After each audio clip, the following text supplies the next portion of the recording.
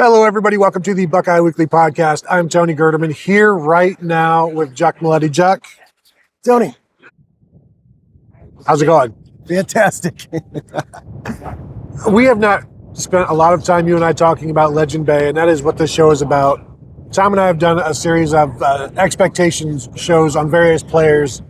So now I want to talk to you about your expectations for Legend Bey, my expectations for Legend Bey, the expectations from inside the program and how realistic those are. Because what I was told back in before spring ball, like 6 to 8 touches for Legend Bey, and that they're very serious about that.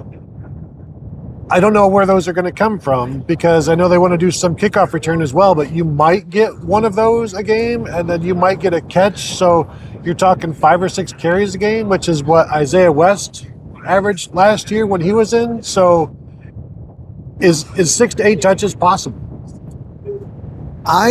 When I hear 6 to 8 touches, like immediately the number sounds like that's not that much.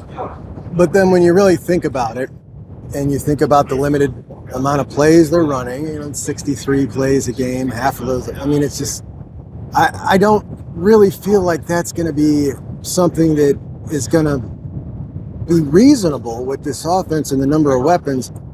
But that's based on how I feel about where he's going to be in the offense this year, which is not, it's totally possible that he could end up kind of eating into one of those starting running backs carries, but that's not where I have him right now. Right. I have, obviously Bo and Isaiah at the top, and then I got Jacoby kind of as that third guy getting some carries as well.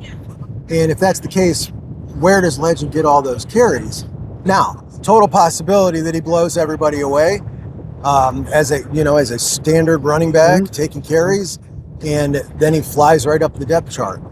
But I don't know if I feel like I'm confident enough to say I think we're going to see 6 to 8 at this point. And really, you say it does not sound like much. That's Carnell Tate. Right. Like that's a productive wide receiver, 6 to 8 touches a game. And so when you're putting that on a true freshman, even as a running back, that's still a significant number of touches. It's just a matter of who are you taking those touches from? And the way that it was explained to me is like, he's not part of the running back battle. His situation is already solidified. Like, it's almost not worrying about where he's taking touches from. It's like, who's taking his touches? Because these 6 to 8 are happening. And then everybody else is going to have to deal with it. And the thing is with running backs, 5 of those touches could get no yards. Mm-hmm. And then it's like, well, why do you keep giving this guy the ball? He's getting tackled in the backfield. And then one touch goes for 70 yards. And you're like, why are you not giving this guy the ball more? Yeah. And so that's the fun and the give and the take, I think, with Legend Bey this year. But I do agree, he is going to be a legitimate running back. He's not just some, as Urban Meyer used to say, a hood ornament. Right. Where he's just out there trying to distract or be a decoy. I think there's plenty of usage for him. And as Ryan Day said on Wednesday, he's also learning receiver a little bit. We saw that in the spring where he would take some reps there. I know we're all looking forward to seeing it. I just do you think when they say 6 to 8, could it be more? Like is 6 to 8, is that the baseline? And it won't go below that, assuming he's good. Assuming he's good, 6 to 8's got to be the base. Like, assuming he reaches what we think he's capable of, the way we've heard Ryan Day talk about him, the way we've heard Carlos Loughlin talk about him, is kind of different, right? It's a little bit different. There's a different tone. You can't deny that. And if he's getting 6 to 8 touches and those are going as expected, which, it sounds like, and Ryan Day said it again here at Big Ten Media Days yesterday when asked about him, just the tone in which he was, he can do it. It was just like, of course he can. And the size, Tony. We've seen him put on some mass quick, some good mass real quick. If he's actually producing in a way that we think he might be able to, then 6 to 8 has to be the baseline. Because we sit here and we talk about these, we've heard it all off season, Tony. people aren't quite happy with the running backs last year. That right there, what you saw, wasn't good enough. And we just listened to Ryan Day yesterday say, this is the room I'm watching. This is the room that I'll be focused on as we go into the preseason. They want more. So if you're getting a repeat of what you got last year, and Legend comes in, and he's doing what we think he might be capable of, then 6 to 8 has to be the baseline. Well, and we saw Carlos Loughlin, his depth chart moves up and down based on production. And quickly. Yeah, he doesn't wait too long, and the opportunity will be there for Legend Bey because they're going to carve out something for him, especially in that game one, unless they're going to hold him and just like spring him on Texas, which I don't think you should do. You're not going to let him. Your first game is at Austin. Dealing with that, no, at night, no. You want to get him some carries in that first game against Ball State and get that experience and get that first timer out of him. But we saw Bo Jackson didn't play against Texas last year, so I wouldn't be shocked if Legend doesn't do it. But there will be also times where he's out there and he's not getting the ball. So again, there's also snaps he's taking from somebody else.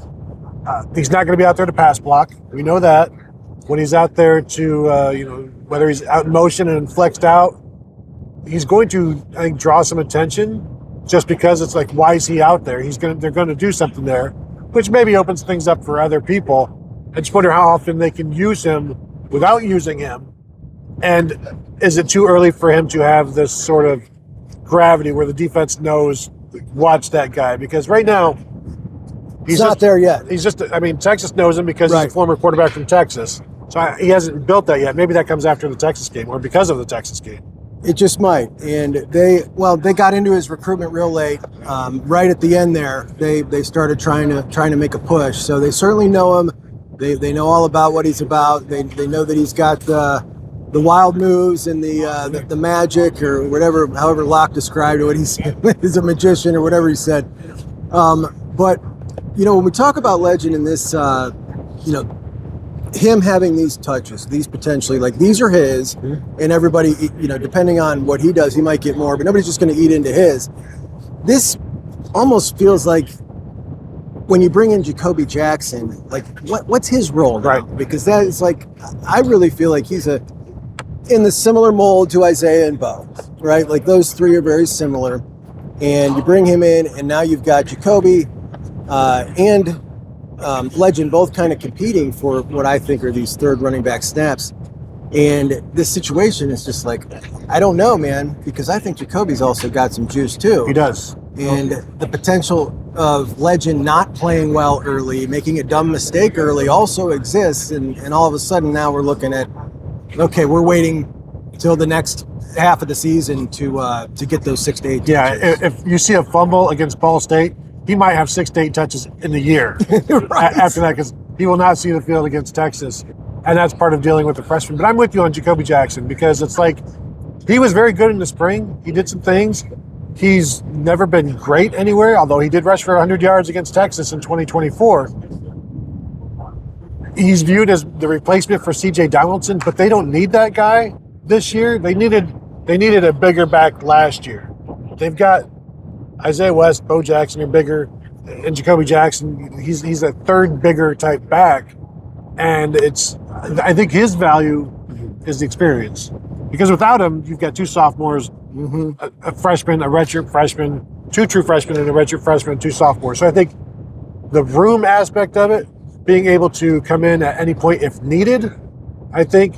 But I don't think there's any way that Carlos Loughlin is holding Legend back because of Jacoby Jackson. The only thing that's going to hold Legend back is Legend. Yeah, I definitely agree with that. There's no way that we're going to see Jacoby Jackson just like, all right, we're on an even playing field, whoever wins. But like Legend, this is his gig in that role, and he's going to feast or famine based on what he does as far as how much he can play. But what I think, Jacoby's biggest role for me is if there's an injury. I think you got a guy that's really solid who can do what those guys do, and that's great. And they've got running backs with injury histories. They do. And we've had quite a few seasons recently with injury history, so I think it was a great move. But as far as Legend, 6 to 8, I think that will end up potentially being the baseline in the second half of the year. I just don't know if I can commit to saying that in the first half. Yeah. But I do think he will perform really great. Like, I'm really looking forward to this. So I'm going to give you some numbers. You tell me over under. 59 carries, 310 yards. That's Isaiah West's numbers last year, by the way. Do you? I would go. I may go under the carries and over the yards, but go ahead. Yeah, here's where I'm going to go over, because the situation entering the season last year was two different backs ahead of the two better backs, Bo and Isaiah. And had those guys not been in the picture and it was Bo and Isaiah in the same situation, I think Isaiah would have gone over that considerably, obviously. So I'm going to go over for both for Legend, definitely for the yards. I'm with you, definitely. Over on the 2 touchdowns? Oh, yeah. Over on the 2 catches? Yeah. Over on the 0 kickoff returns? Yes. So, what do you guys think? Go ahead and throw your comments. Is Juck crazy about all of these overs? Is he way out of his depth on this Legend Bey stuff, even though all we're doing is repeating stuff we've been hearing about Legend Bey from the people who would know? So go ahead and hit the thumbs up. Continue to find us over at BuckeyeInsiders.com. Would love to see you there. And if you're listening and want to watch, you can find us at youtube.com/@BuckeyeInsiders. Thanks for tuning in, and we will talk to you all later.